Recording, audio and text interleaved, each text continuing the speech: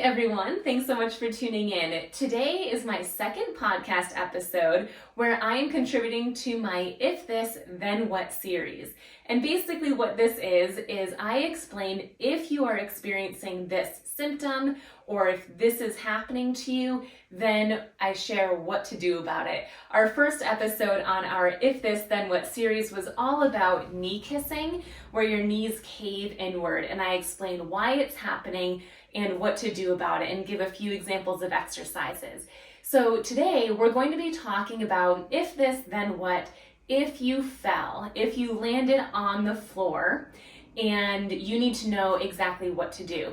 And before we get into that, let me just first point out that the tips I'm about to share is going to apply for you regardless of how you ended up on the floor. If you willingly went down to the floor because you were playing with kids or grandkids, or if you were folding laundry down on the floor, or if you fell, whether it was a controlled fall or a drastic fall, or maybe you had what I call a near fall where you almost fell, but you caught yourself, but it was easier to manage your way down to the ground instead of climbing back up. So if you have fallen, aka if you have landed on the floor in some way, shape, or form, and you need to stand up, here are some tips for you.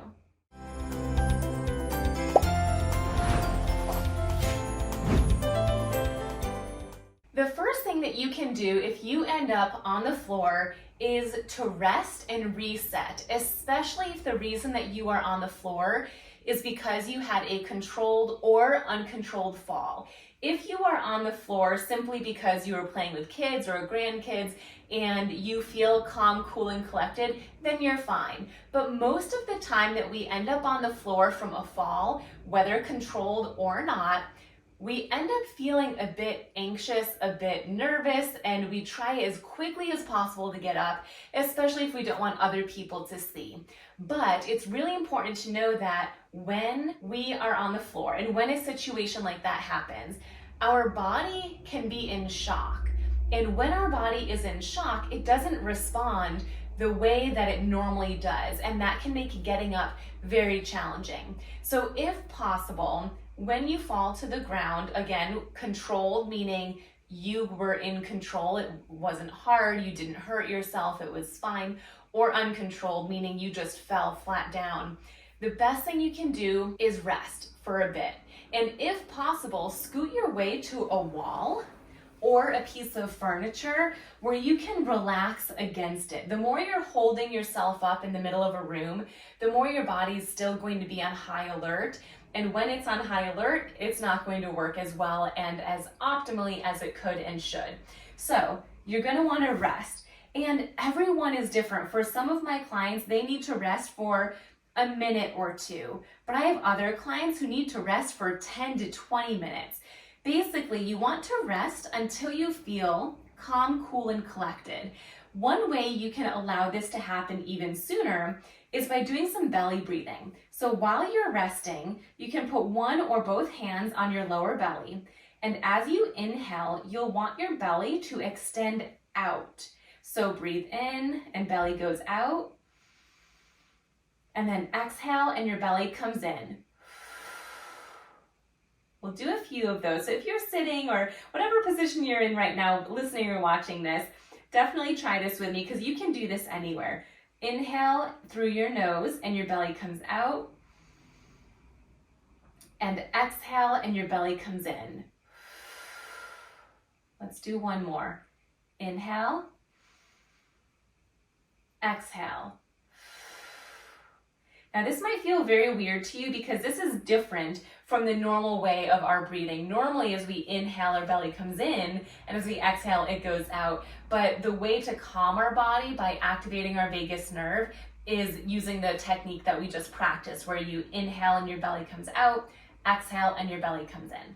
So once you have rested and you feel like you are in a good place, This is where you can implement one of several techniques to get up from the ground. So today I'm going to focus on my lunge technique. This is my favorite technique that a lot of my Missing Link members and one-on-one clients like to use. It's their favorite as well. So I wanted to demonstrate that technique for you. But before I do that, I just want you to keep in mind that if this is really challenging for you, two things. One, that's okay, especially if you've never done this before. You can break this down into exercises so that when you do end up on the floor, if you end up on the floor, you have the strength to do this. But the first few times that you try this, it's probably going to be really challenging. So we can break each of these movements down into their own exercises that you do throughout the day as strengthening exercises. And you don't need to do them on the floor. You can do them standing or sitting in a chair or even on a couch or on your bed. So there are ways to strengthen your body so that this technique is easier. But secondly, the only time that you would want to be wary of this specific strategy with the lunge technique is if it hurts. If you are someone who has had a total knee replacement, or if you have a lot of weakness and this just doesn't work at all, or maybe your knee just doesn't bend that much, all those things are fine, but those are indications that you might want to use a different technique. So as I'm reviewing this, if you are feeling like this is just way too challenging, this would never work for you, that's okay. That just means that this specific technique isn't for you, but there's lots of others, so please don't lose hope. So let's dive into it. So first step, you are rested, calm, cool, and collected. The next step to this lunge technique is to roll onto one side, ideally towards your stronger side. And what this is going to do is allow you to be in a better position to stand up. So if you are on the floor, when you are sitting and relaxing, ideally your butt is on the floor, your back is up against a wall or a piece of furniture, and your legs are just out straight in front of you. Then, as you get up, you're going to roll towards one side onto your hands and knees. So if let's just say your right side is your stronger side, you would roll towards your right side until you land on your hands and knees. And by the way, if you want a visual of this, this will be a YouTube video, and it's also demonstrated in my Missing Link book and in my Missing Link online MS Wellness program. So you roll to your side so that you end up on all fours. This is going to be a little bit easier if you are near furniture. I'm going to demonstrate this right now away from furniture because I don't have anything stable with me in this room. But if you do have furniture near you, that can be really helpful because you can push yourself up using that furniture as a stable point.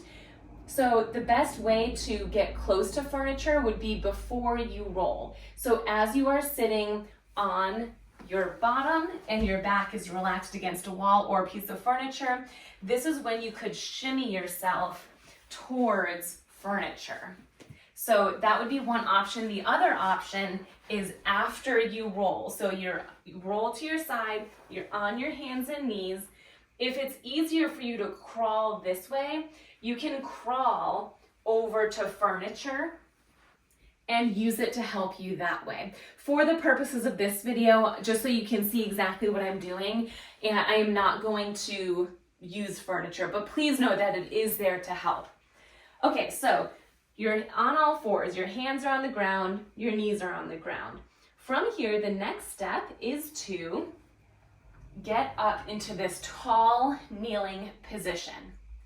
And tall kneeling position basically means your knees are on the floor, but your hips are extended straight. So you are looking directly forward right now. You're no longer looking at the floor. You are up tall, as if you were standing on your knees versus standing on your feet.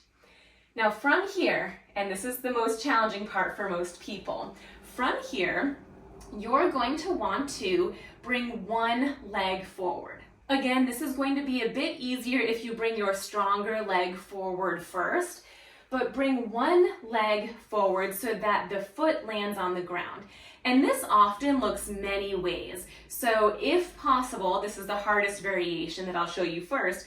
If possible, you want to bring one leg all the way forward, one big swoop. So almost you're in the shape of an S, where one leg is in front of you with your knee bent at 90 degrees, and your other knee is also bent at 90 degrees, but the knee is on the floor.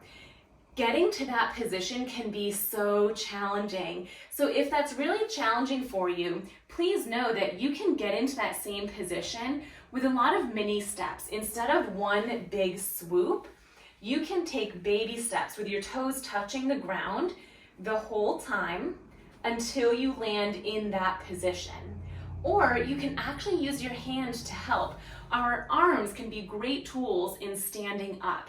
So you can use one or both of your arms to help you bring your leg forward, especially if you do have nice strong arms.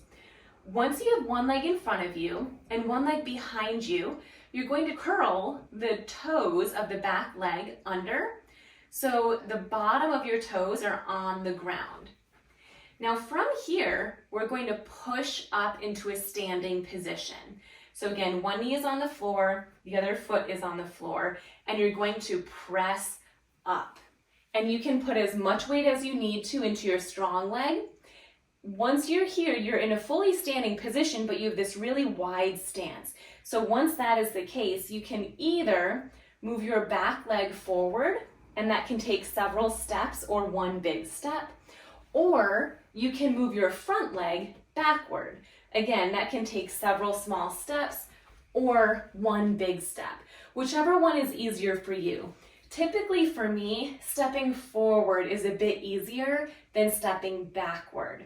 So I would take my back leg and bring it forward. Now, that was a lot of steps all in one. So let's actually repeat those, and then we'll take it a step further into how you can get stronger at this movement. So step number one is to rest and reset. Calm your body, calm your nerves. Ideally, you're propped up against the wall or a piece of furniture. Step two is to roll over onto one side so that you're in this hands and knees position. Step three is to crawl your hands back and lift your upper body. So it's basically like you're standing on your knees. You're in this tall kneeling position. If you are close to furniture or a wall, go ahead and touch that to help you stay stable. The next step is to bring your stronger leg forward in some way, shape, or form. You can use your arms. It can take lots of little steps. Next step, curl the back toes under. Next step, press up. And this is where, if you do have furniture, really use this to help you. If you have a person nearby who's trying to help you, this would be the point that would be best for them to help you. They can either stand behind you, to the side of you, or in front, whatever feels safest and most comfortable for you and that person. So this is when you're going to step up. So now you're fully standing with one leg forward and one leg back, and then you're either going to bring your back leg forward or your front leg backward. And then that will result in you being in this regular tall standing position with your feet about hip distance apart. So those are the individual steps, but remember, we've talked on this podcast a lot about functional exercise. Functional exercise means picking an activity that is challenging for you to do, that you want to be easier. Break that activity down into as many movements as possible, and those movements are now your exercises. So standing up from the floor is no different. If you want standing up from the floor to be easier for you, all those steps that we just mentioned would be individual exercises. So I'll give you two examples. This step number two was to roll to your side onto a hands and knees position. So you could practice this at home, either on your floor, if you can do so safely, if not, on your bed, or maybe even on a couch, depending on how big the couch is. So you will start sitting on your bottom, legs out straight, and roll towards your stronger side until you're in this hands and knees position. And then sit back down. So roll back towards your bottom and legs out straight. And this is an exercise. This is a strengthening exercise for your core, for your hips, for your arms. You could even practice doing this both ways. You could roll in the other direction as well. So that was part of one of the steps of standing up from the floor. Therefore, that can be its own exercise. Another example is at one point, we had the step where we move one leg forward. This is the hardest part typically. And so it's really just a marching exercise. When you bring one leg from being bent at 90-degree angle with the knee on the floor, if you bring that knee up towards the ceiling so that your foot lands on the floor, that's a march. And guess what? We've talked about this a lot on this podcast. There's so many positions you can do the marching exercise in. Again, if you're in the Missing Link, my online MS Wellness program, I demonstrate lots of different variations. Or if you have my Missing Link book, a lot of those exercises and different positions for marching are in the book via photos. So those are two places you can find them. But it's just the marching exercise. But if it's too challenging to do it on the floor, you could practice it standing, or if you have a chair, you could practice it sitting with seated marching. There's lots of different positions, but the main point I want you to get is that you break down each of those steps, and each step is its own exercise that you can practice as a strengthening exercise. Again, if you are trying this and it hurts at all, or it's bothering you, or you just feel like this isn't a good fit for you, please know there's lots of other variations. They're listed in the Missing Link online program with videos and examples and demonstrations and all of that. So this is not the only way. Please don't feel defeated or discouraged if this way doesn't work for you.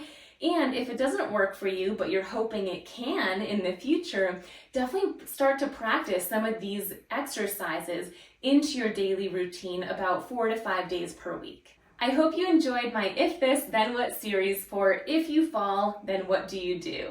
For more information about the Missing Link, check the show notes below. Thanks again for tuning in. I'll see you next time.